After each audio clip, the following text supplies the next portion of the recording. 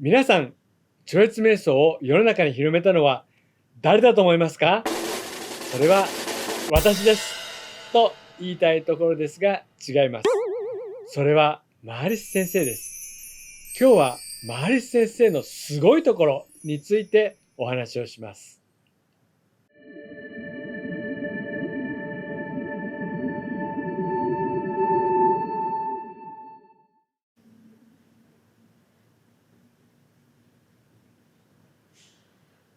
ナラヤナンパドマババンバシシタンシャクティンチャタップトラパラシャランチャ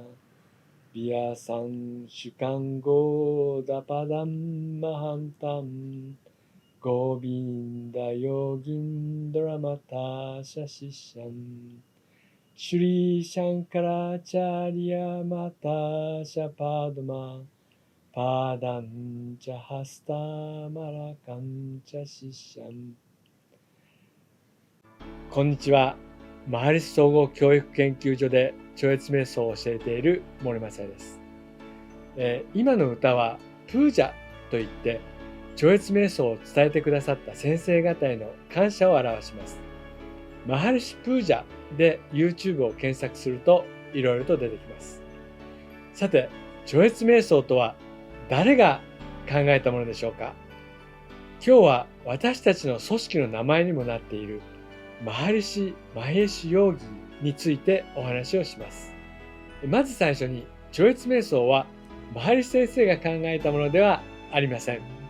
超越瞑想は人類の歴史と同じぐらい古くからあるものだと言われています。そして師から弟子へと伝えられてきました。今でもヒマラヤの山奥では伝統に守られながらも超越瞑想は教えられています。私たちに超越瞑想を教えてくださったのはマハリシ先生です。いつもここに写真があるんですけれども、ちょっと持ってきますね。こちらになります。これがマハリシ先生です。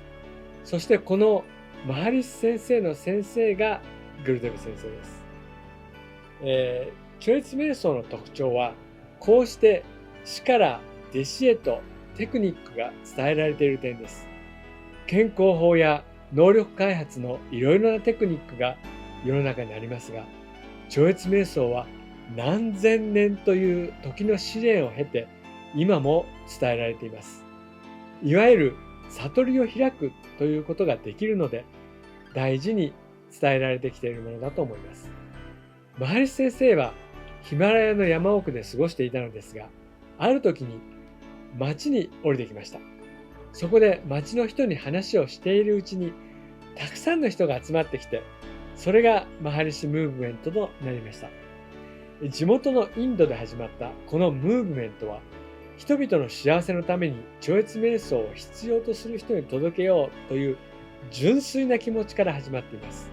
そして多分途中で西洋の方々も関わっていって活動費用を集めたりという感じでシステム化されていったのだろうと思います。今は日本のマハリシムーブメントも瞑想を教えるときにいくらとか会費とかの料金制度があります。これによって組織が運営されています。さて今日はそういう超越瞑想を広めたマハリシ先生について、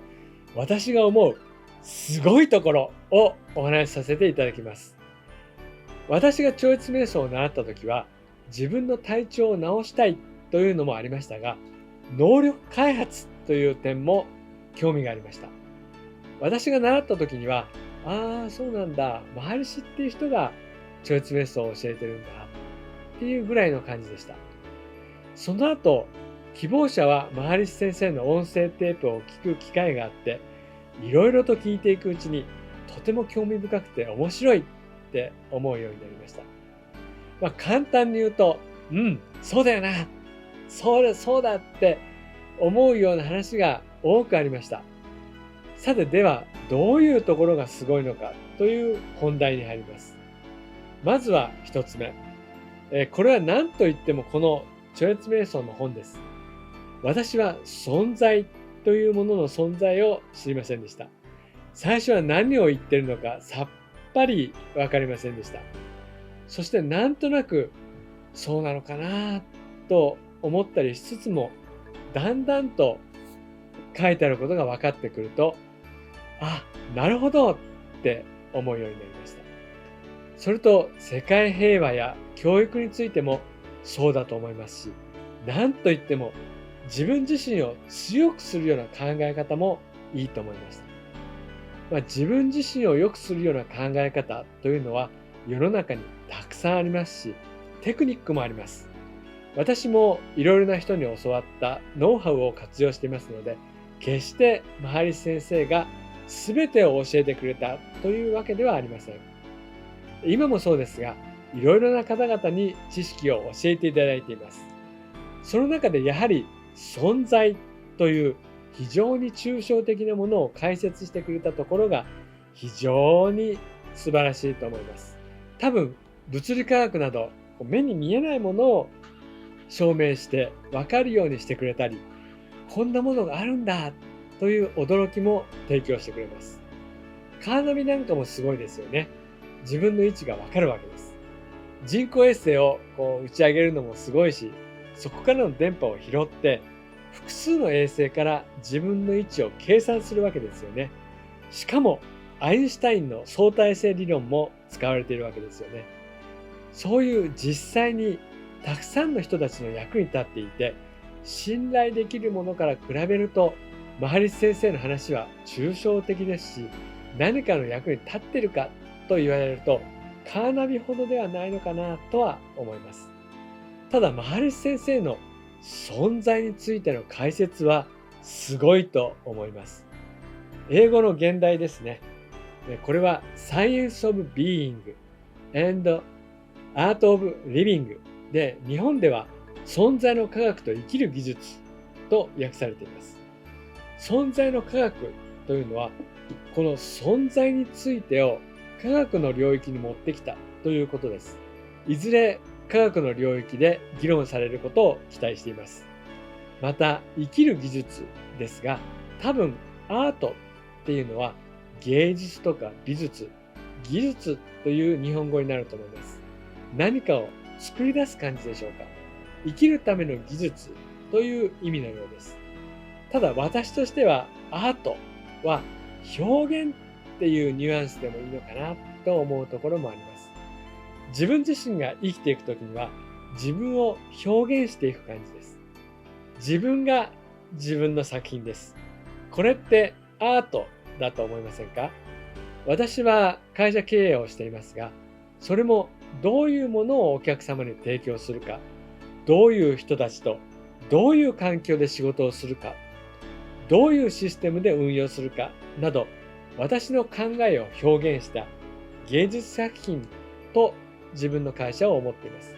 もちろんそれはスタッフやお客様と一緒に作り上げていく楽しいものです。そういう意味でこの、超越瞑想の本ですね、存在について私たちに分かるように解説してくれている点が非常に素晴らしいと思います。そして次、2つ目ですね。次はバガバットギーターの解説です。それはこちらの本ですね。バガバットギーターは超越瞑想を習うまでは知りませんでした。そしてマハリス先生のこの解説の本を読んだ後で、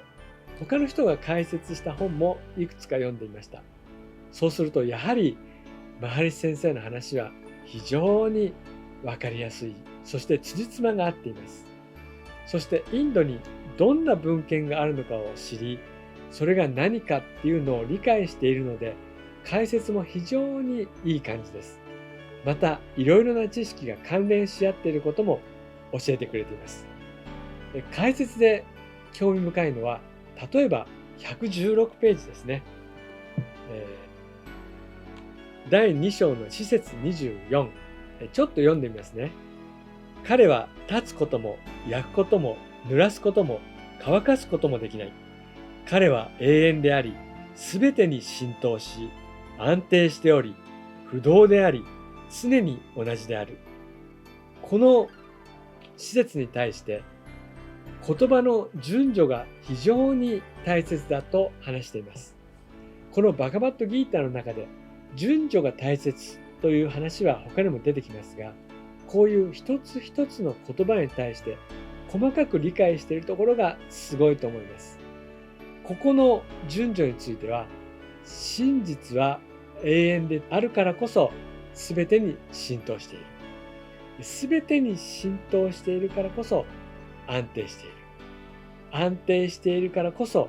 不動であり、不動であるからこそ常に同じっていうふうに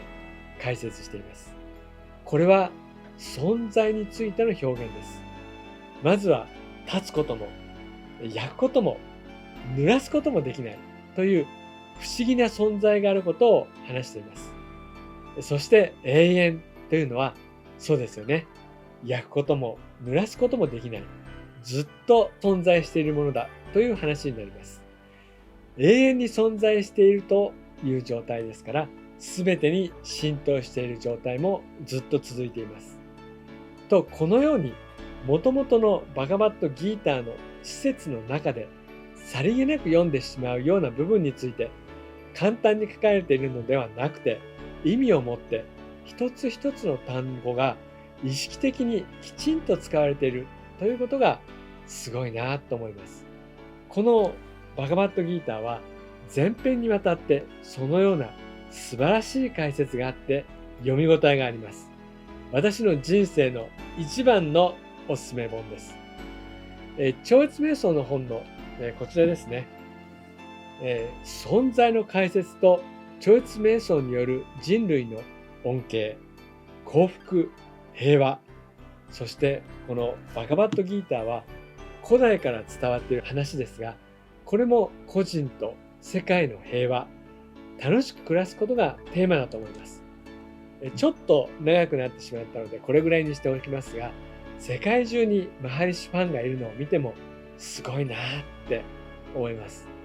他にもいろいろとあるんですけれど、とりあえず今日は私が特にすごいと思っているところについてお話をさせていただきました。